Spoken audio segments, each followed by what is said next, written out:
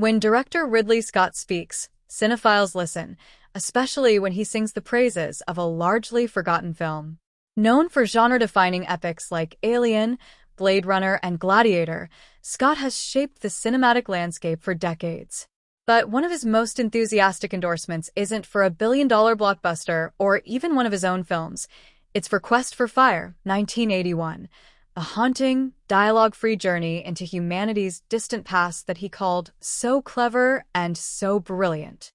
In a 2024 interview while promoting Alien, Romulus, Scott listed Quest for Fire alongside all-time greats like 2001, A Space Odyssey, and Star Wars. But unlike those widely celebrated classics, Quest for Fire has faded from public memory, despite its 88% Rotten Tomatoes score and a striking originality that still captivates those who discover it today. A film that people don't know is so clever and so brilliant, Scott said. It's about a tribe who discover fire by lightning. They carry fire in a basket. That's the story. It's fantastic. A movie without words, but not without power.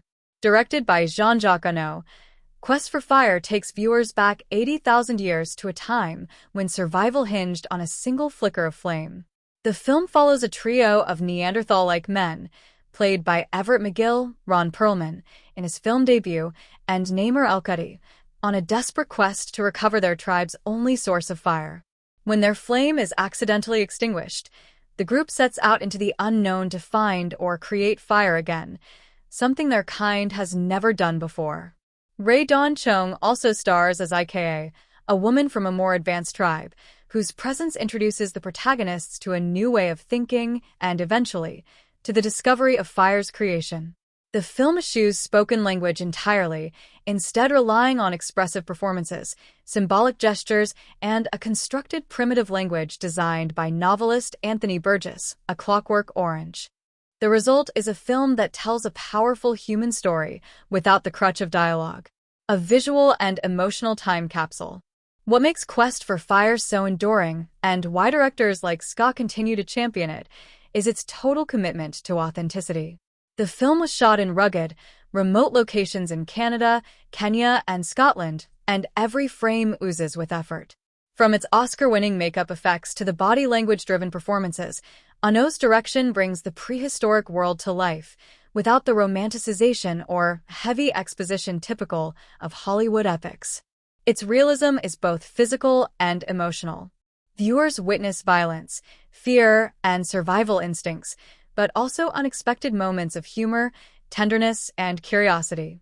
Chong's portrayal of Ika, in particular, adds emotional complexity as she introduces a spark of compassion and intellect into a world ruled by brute instinct.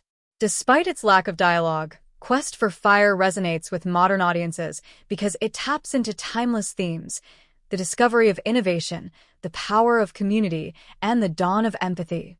The characters may grunt and crawl, but their journey is recognizably human. A critical success that time forgot.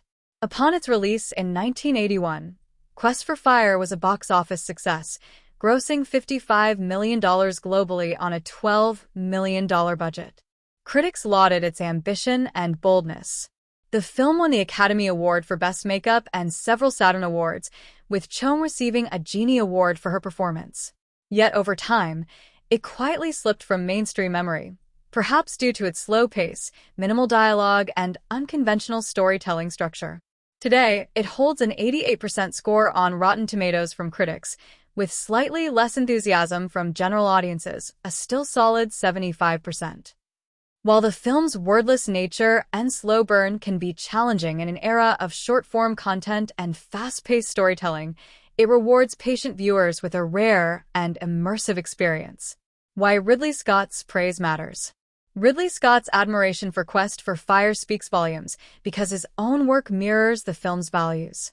Like Annaud, Scott has always balanced spectacle with substance and grounded his most visually extravagant films in deeply human concerns: fear, survival, and moral choice. Scott's endorsement is a reminder that some of cinema's greatest achievements aren't always loud or flashy. Some, like Quest for Fire, work quietly and powerfully, burning in the background until someone shines a light back on them. A flame worth reigniting. In an industry filled with reboots, sequels, and endless CGI, Quest for Fire is a rare example of pure, unfiltered filmmaking, the kind that dares to imagine a world before language, culture, or even fire itself. It's a raw, strange, and surprisingly emotional journey into the soul of early humanity. Ridley Scott was right. Quest for Fire is so brilliant.